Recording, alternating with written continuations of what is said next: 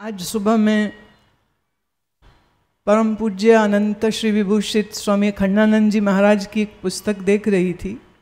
उसमें एक दोहा उन्होंने कहा कि ज्ञानी की भक्त की दृष्टि कैसे होती है कि उसको कुछ भी दिखता है तो उसमें उसको अपने प्रभु का स्वरूप ही दिखता है।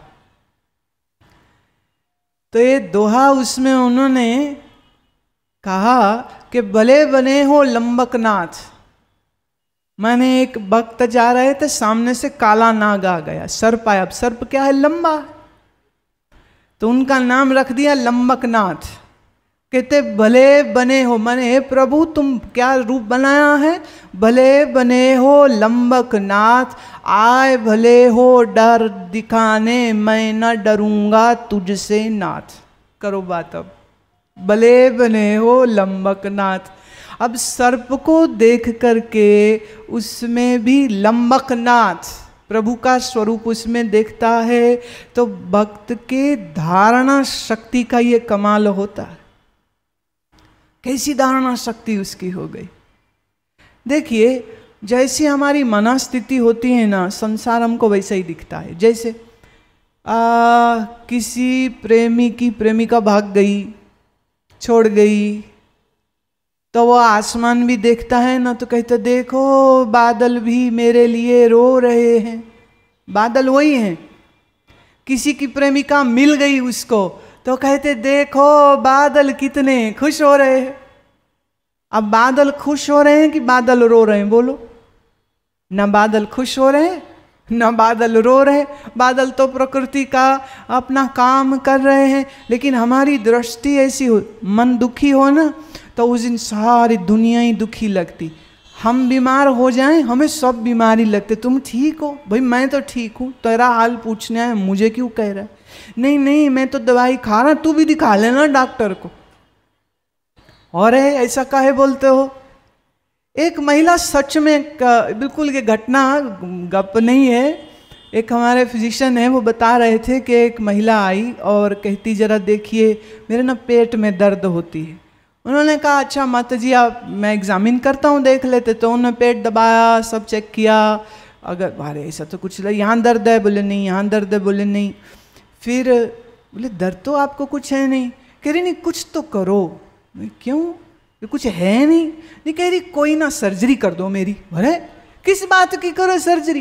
कहती मेरी किट्टी पार्टी की सब सहेलियों, किसी का टॉन्सिलाइटिस का ऑपरेशन हुआ है, किसी के घुटने का ऑपरेशन हुआ है, किसी की गॉल ब्लैडर का ऑपरेशन हुआ, मेरा कोई ऑपरेशन ही नहीं हुआ है। कोई मेरा हाल चल ही नहीं पूछता। ये सब ऑपरेशन वाली हमदर्दी लूटती रहती है, मेरे को कोई देखता ही नहीं। चलो और नहीं तो मेरी अपेंडिक्स ही निकाल दो। सुना है उसके बगैर भी बंदा जी लेता। बोले ऐसा काहे करते हो? नहीं, सबको कुछ कुछ होता है, मुझे तो कुछ होता नहीं है, तो मैं बात क्या करूं सबके बीच में बैठ के। तो रोगियों के बीच में रहकर लोग सिर्फ रोगों की ही बात करते रहते हैं। कौन सी गोली खाते हो? बीपी की, ये बड़ी अच्छी है, वो खाया करो। एक ने कहा नहीं नहीं गोली नहीं खाना, सुबह 4 गिलास पानी पियो, बीपी ठीक हो जाता है। मैंने सुना कई लोग वही काम करना चालू कर, 4-4 गिलास पी रहे। एक ने कहा नहीं 10 पीने चाहिए, वो 10 चालू हो गए। डरते कितने हो मौत से, आए हाय। मरोगे फिर भी, तुम्हारा बाप दादा कोई ना बचा पाएगा तुमको, मरोगे तुम फिर भी। ये क्या जीना लल्लू, ये कोई जीना है? डरे डरे डरे डरे डरे डरे काहे डरे? भक्त की दृष्टि देखो, सामने सर्प है। देखिए, ये मैं कथा कहानियां कहने कि मैं विश्वास नहीं करती हूँ।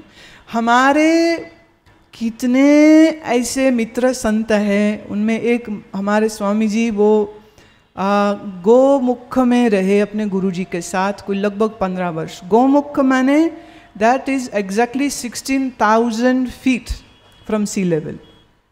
6 से 7 महीने बर्फ रहती, लोग जाते गंगोत्री तलक और वहाँ से वापिस आते। कोई कोई ऊपर जाते हैं जहाँ से गंगा आ रही है, गोमुख। और वो गोमुख से भी ऊपर तपोवन, वहाँ वो 15 वर्ष अपने गुरुजी के साथ रहे। बेलपत्र वो बांध के रहते थे और वृक्ष का एक पत्ता है, बस उसी की उन्होंने उसकी रस्सी बनाई और उसी के साथ रहते, और कोई वस्त्र गर्म नहीं पहनते। आज भी वो हमारे जो मित्र हैं कोई गर्म वस्त्र नहीं पहनते हैं।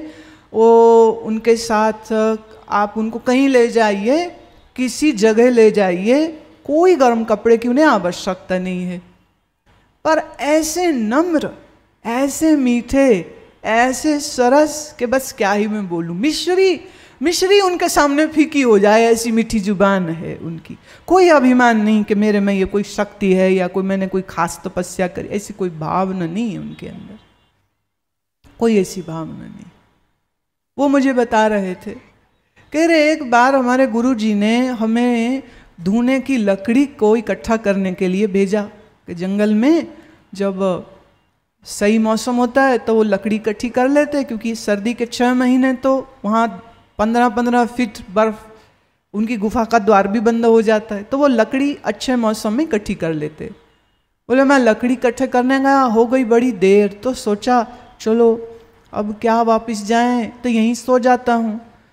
तो बोले कुछ एक पत्ते मैंने उतारे और उसी को बिछाया और उसी के ऊपर लेट गया। अब कोई चद्दर कंबल तकिया तो चाहिए नहीं उनको, तो वहीं वो लेट गए, सो गए। कह रहे सुबह जब आँख खुली तो मेरे मुंह के आगे शेर का मुंह। बोले अब मानव हूं ना, देखो वो चाहते तो ये बात ना बताते, पर सरल देखिए, कहते आंख खुली और सामने शेर का मुंह और उसकी मूंछ मेरी मूंछ में घुसी हुई। बोले एक बार तो दिल धड़का खा गया, फिर याद आया प्यारे जो हो सो हो। तो बोले एक बार तो डरा भी, पर फिर साथ ही भाव ये जगी कि चलो कोई नहीं, अब हिलो तो सही, उठो तो सही, अब जो होगा तो होगा। और वो उठे पर शेर नहीं उठा। क्यों? वो शेर मरा हुआ था, मर गया। उनके पास आया होगा, बीमार होगा, जाने क्या होगा, पर वो शेर आया और वो आके इनके साथ ही लेट गया। उनको वो अपने जैसा ही लगा होगा शायद, और उसके प्राण निकल गए। वो वहीं है और ये भी वहीं है। तो बोले मैं जब उठ के बैठा ना तो उसके ऐसे हाथ फेरा मैंने, नेचुरल कारण से शरीर चला गया होगा उसका। बोले डर भी लगा एक बार तो बड़े, पर फिर उसकी वो जब देह देखी तो बोले आंख से आंसू आ गए कि प्रभु तेरी क्या करामात, इतना खूबसूरत, इतना भारी भरकम, ऐसा क्रूर और हिंसक की दहाड़ देवे तो बड़े बड़ों के पसीने छूट जावे। अब वो ये रात कब मेरे पास आया मुझे खबर नहीं, और ये इतना सुंदर अपना इतना करीब से शेर को देखने का जो अवसर हुआ, बोले मैं भूल नहीं सकता हूँ उस अवसर को। अब जहाँ ये रहते सांप क्या और दूसरे छोटे जानवर क्या और बड़े जानवर क्या, सब अगल बगल, तो भय नहीं लगा कभी। बोले किससे लगेगा भय? और सच यही है, हिंसक जानवर भी हमला तब करता है जब उसको भूख लगी हो या उसको अपनी जान का खतरा हो। एक आदमी ही है जो बिना कारण के हमला करके मार सकता है, जानवर नहीं मारता है कभी। जानवर नहीं मारता, जानवर लोभ से नहीं मारता, किसी की घड़ी चुराने के लिए किसी के पेट में छुरा नहीं घोंपता, किसी के पर्स में पड़ा नोट निकालने के लिए गोली नहीं चलाता। जानवर कभी मारे तो अपनी भूख मिटाने के लिए वार करता है। एक सिर्फ आदमी, तो मैं तो कई बार बोलती हूँ कि हिंसक से हिंसक जानवर भी फीके पड़ जाते हैं जब आदमी की दरिंदगी का मुकाबला उसके साथ किया जाए। आदमी ज्यादा बड़ा दरिंदा, ये ज्यादा खूंखार है। मेरे एक और संत मित्र स्वामी कैवल्यानंद, बंगाली हैं वो, तो वह अपने गुरुजी के साथ शमशान में रहे। भाई शमशान में क्यों रहे? कहते अब कौन कुटिया बनावे, जगह कौन खरीदे, कहाँ से लेवे, ये तो बड़ी मुसीबत है। शमशान में बोले वहीं हमने छपरी डाल रखी थी, वहीं बैठ जाते थे और वहीं जी लिए। मैंने कहा अच्छा एक बात बताओ, कभी कोई भूत प्रेत चुड़ैल का दर्शन हुआ? सब लोग बोलते हैं ना शमशान में डर लगता है, वहाँ तो भूत प्रेत होते हैं, वहाँ चुड़ैलें होती हैं। कहते सच बात है कि इतने समय हम वहाँ रहे, ना भूत ना प्रेत ना चुड़ैल। बोले वहाँ पर दिन में बोले जब इंसान आते थे ना तो डर लगता था, हमारे बर्तन उठा के ले जाते थे। चुड़ैल भूत से कोई डर नहीं, बोले वहीं रहे हैं और कोई दिखा भी नहीं हमको। बोले आदमी आते थे ना दिन में तो लगता था अपने दो चार बर्तन है जरा संभाल लो, जरा सामने चौकस होकर बैठो, नहीं तो पीछे से सरका ले जाएंगे। बोले और तो और हमारी खड़ाव नहीं छोड़ते थे, वही चुरा के ले जाते थे। भाई तुम्हारे किस काम आएगी बाबा जी की खड़ाव। आदमी ज्यादा खूंखार, ज्ञान विहीन मनुष्य पशु से भी गिरा हुआ होता है। इसलिए मनुष्य का मनुष्यता प्राप्त करने का साधन जरूर करना चाहिए। जस्ट मेक श्योर दैट आप सिर्फ जन्म मनुष्य का लेने से मनुष्य नहीं हो जाते हैं, मनुष्यता अर्जित करनी पड़ती, और वह आप ज्ञान से होते, वह आप शिक्षा से होते, वह आप नैतिक मूल्यों से होते। अन्यथा आप मनुष्य कैसे? पेट तो पशु भी भर लेता है। लेकिन अपनी इस पार्श्विकता को छोड़कर अपने अंदर धर्म की ऊंचाइयों को छूने का प्रयास जो करे उसको हम श्रेष्ठ मनुष्य कहते हैं। और मैं यही भावना करती हूँ कि आप जो यहाँ आज पधारे हैं, घर के 10 काम छोड़कर आए हैं, तो कुछ चीज़ अपने पल्ले लेकर के जाइए, और वो यह है कि आपके जीवन में स्वाध्याय का एक समय होना चाहिए, मनन का एक समय होना चाहिए, एक समय प्राणायाम करने का समय होना चाहिए। तो जैसे जैसे आप इस सब अभ्यास को जीवन में लाते जाएंगे, वैसे वैसे मन को सुकून, दिल को चैन ये आ जाएगा।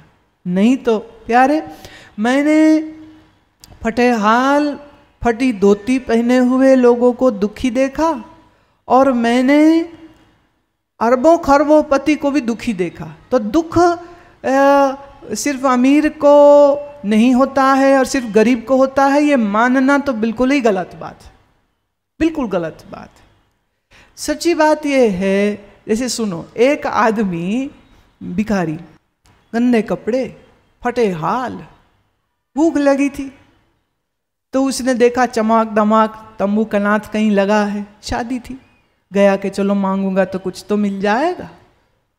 और हुआ ये कि दूल्हे के बाप के पास ही पहुंच गया वो, तो कहते कुछ दे दो, कुछ दे दो। और दूल्हे के पिताजी ऐसे क्रूर आत्मा, उन्होंने गाली बकी और लात मार दी उसको, वो गिर गया नीचे। और बोलता है बाप पता नहीं किसका मुंह देख लिया था जो ये गंदा आ गया मेरे सामने। और आवाज दे करके कहता भरो भरो, दहेज का सामान भरो ट्रक में, भरो भरो। तो भिखारी सिर खुजाता है, बोले मैं तो एक रोटी मांगने आया था, तो मैं हो गया बुरा और गंदा, हाँ, और अब शकुनी। और ये जो ट्रक भर के भीख ले जा रहा है, ट्रक भर के भीख जो ले जा रहा है, तू तो बड़ा भिखारी है, मेरे को एक रोटी मांगने पर भिखारी बोल रहा है। मुंह फाड़ के इसने पैसा मांगा होगा। और अफसोस की बात यह है, ये मजाक नहीं रह गया, ये हकीकत है।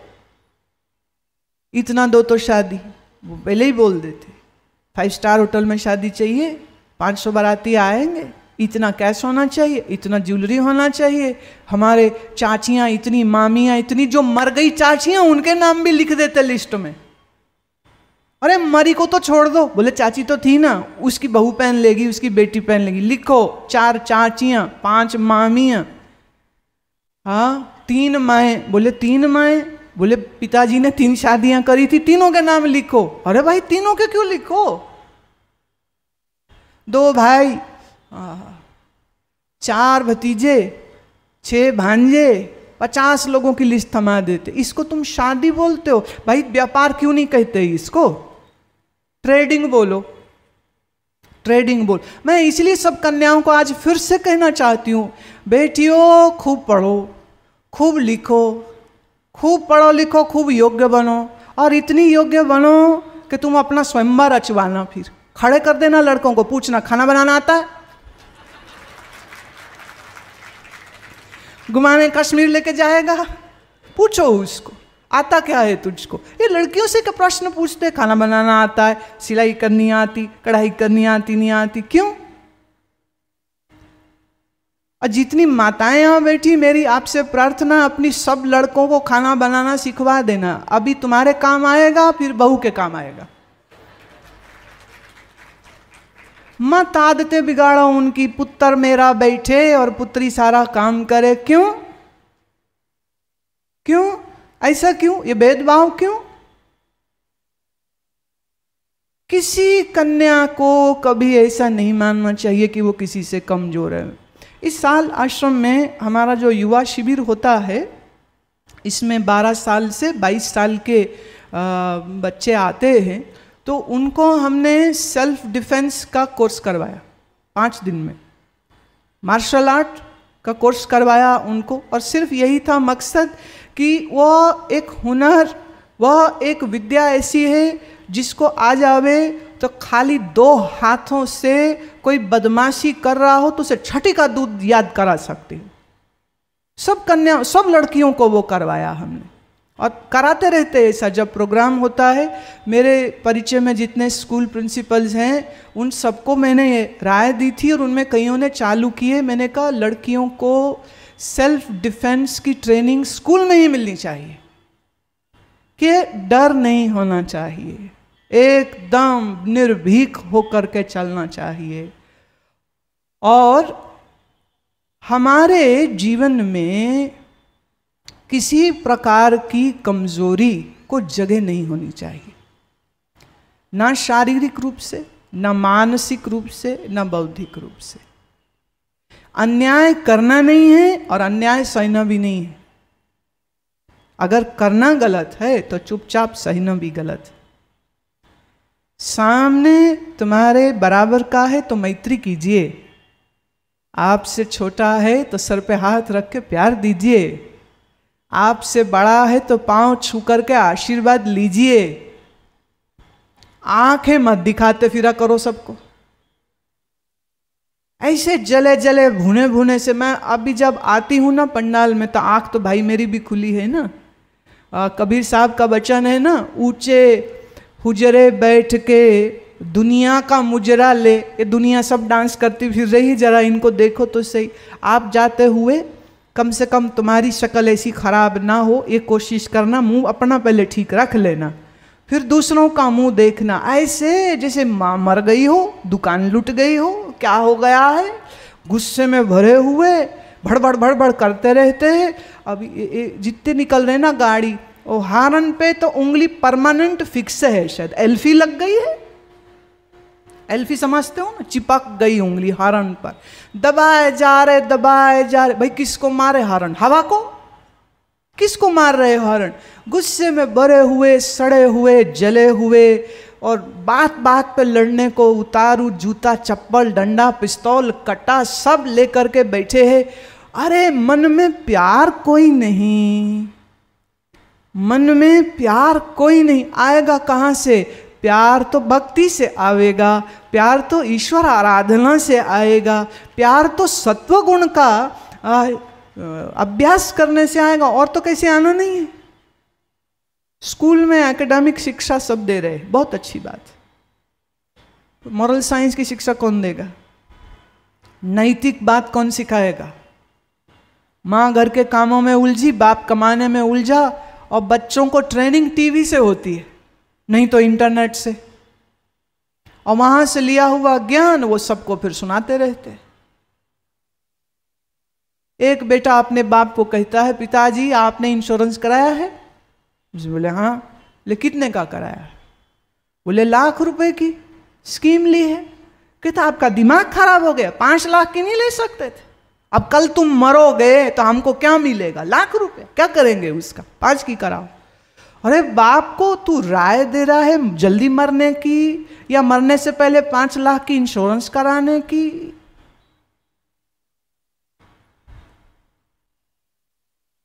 जन्म तो पशु भी दे देता है संतान को, पर पशु अपनी संतान को संस्कार नहीं दे सकता।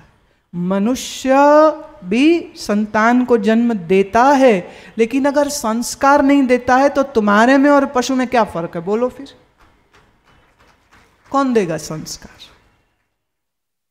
याद रहे, आपके बच्चे आपसे संस्कार लेंगे।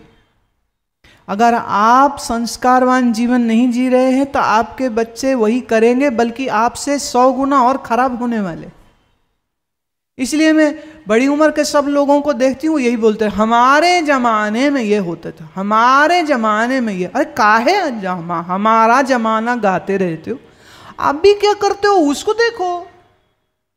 आप भी बैठ करके बोतल खोली है, अधिया पी रहा है और फिर बोल रहा हमारे जमाने में ये होता था। भाई तुम तो लाज शर्म करो कुछ। कबीर जी तो गाली दिए हैं। वैसे यूपी में गाली देना बड़ी आम सी बात है, कोई बड़ी बात, क्योंकि कबीर जी बड़ी गाली देते। कबीर जी का एक बड़ा प्यारा भजन है, खसम बिना तेली को बैल भयो, नामदान नहीं सुमिरन ना करे, पशु जो उदर भरयो, तेली को बैल भयो, खसम बिना तेली को बैल भयो, नामदान स्नान करे नहीं, पशु ज्यों उदर भरो, तेली को बैल भयो। माने खसम माने परमात्मा पति को छोड़ करके तेली का बैल होकर के जी रहा है। बैल बोलते हैं, बैल है तो खाया पिया, पशु की नाई, पेट भरा, न सुमिरन किया, न भजन किया, न दया करी, तो कैसा मनुष्य है फिर? हमारे संस्कारों को संभालना हमारी जिम्मेदारी है, अपने आप को संभालना हमारी जिम्मेदारी, और अच्छे संस्कार बच्चों को देना हमारी जिम्मेदारी है और किसी की नहीं।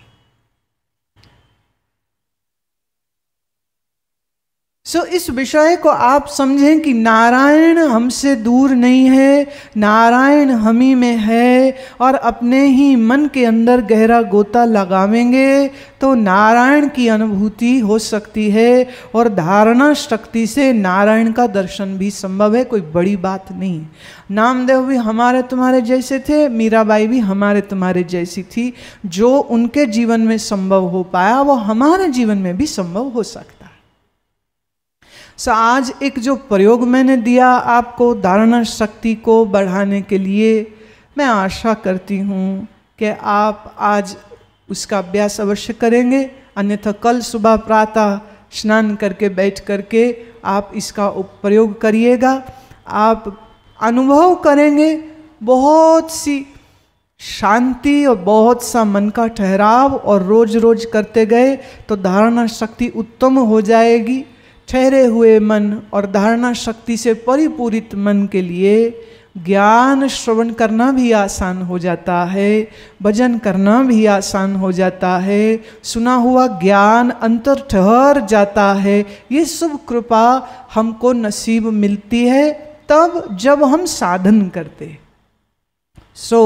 ये साधन आप अवश्य करें। इतना ही कह के वाणी को विश्राम देती हूँ। सत्य सनातन अविनाशी संत परंपरा में कबीर साहब एक चंद्रमा की तरह है, जो अपना उजियारा देते हैं, अपने ज्ञान से पोषित भी करते हैं,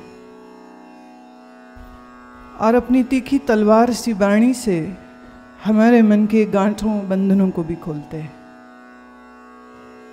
साहब के इस आज के भजन को जो लिया है, इसमें शूरवीर होकर ज्ञान मार्ग में चलने के लिए, साधना के मार्ग में चलने के लिए हमें प्रेरित भी करते हैं, जागृत भी करते हैं और वैराग्य को स्थापित करने के लिए कुछ ऐसे शब्दों का उपयोग जीवन की दर्शन को हमारे सामने रखते हैं। ज्ञान का धनुष ले मुक्ति मैदान में। जैसे शूरवीर युद्ध में जाए तो कोई अस्त्र शस्त्र तो साथ लेगा, ऐसे ही साधना के क्षेत्र में कबीर कहते हैं ज्ञान का धनुष उठाओ, शील का बाण ले। इस धनुष पर बाण शीलता का चढ़ेगा। धनुष है ज्ञान का, तीर शीलता का, शीलता का बाण ले मतंग मारा। मतंग यहां माया को कह रहे। मतंग माया माने आसक्ति, माया मतलब ममत्व। तो अपने ममत्व को, आसक्ति को, अज्ञान को, अविद्या को मारना है। कैसे? शील का बाण हो, ज्ञान का धनुष हो और शब्द का घाव सो सांच उर में धसा। जो सद्गुरु की वाणी का शब्द मेरे सीने, उर माने हृदय, मेरे हृदय में जाके यूं धसा है कि काम दल लोभ अहंकार मारा। मेरी कामनाएं, मेरे लोभ का ये जो दल है ना, दल है पूरा शत्रुओं का, ये सारा दल मेरा हार गया है। शब्द का गाव सो सांच उर में धसा, काम दल लोभ अहंकार मारा। अहंकार भी खत्म हो गया, दम्भ भी खत्म हो गया, कामनाएं भी खत्म हो गई। अब ये होगा कैसे? ये आगे की पंक्तियों में चलेगा। थोड़ा मन को संगीत से, सुर से थोड़ा यहाँ वर्तमान में लाते हैं और फिर इस आज की गहन चर्चा में जाएंगे। आज थोड़ा विषय गंभीर है, सो मुझे आपकी एकाग्रता भी चाहिए। कहने की आवश्यकता नहीं। आगरा के ये जितने सत्संगी पधारे हैं सब बिना कहे दक्षित होकर सुनते हैं, सो कहने की आवश्यकता नहीं। बहुत सुंदर श्रोतागण हैं यहाँ पर और अच्छे श्रोता के साथ अच्छी चर्चा करने में बहुत आनंद होता है।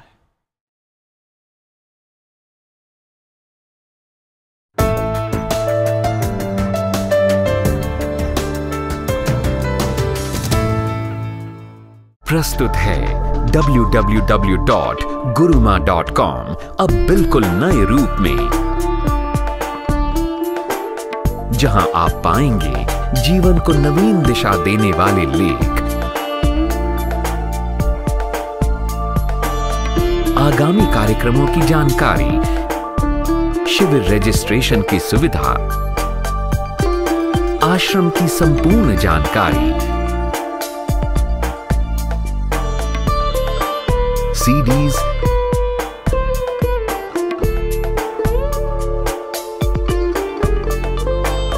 DVDs,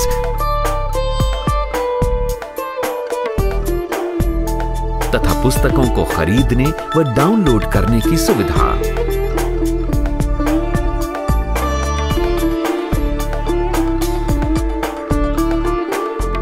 अनुपम प्रवचन, भजन, दर्शन दीजे राम, दर्शन दीजे गुरबानी, सजन प्रीतम मेरे आ। कीर्तन आदि के वीडियोस का विशाल संग्रह है और बहुत कुछ। अब आप भारत में रोज टीवी पर आने वाले अमृत वर्षा के एपिसोड भी इस वेबसाइट पर देख सकते हैं। इसके अलावा आप यहां देख सकते हैं समय समय पर आयोजित कार्यक्रमों का सीधा प्रसारण। जुड़ें, विचारशील बने, अपने विकास की ओर कदम बढ़ाएं। अभी लॉग ऑन करें www.guruma.com पर।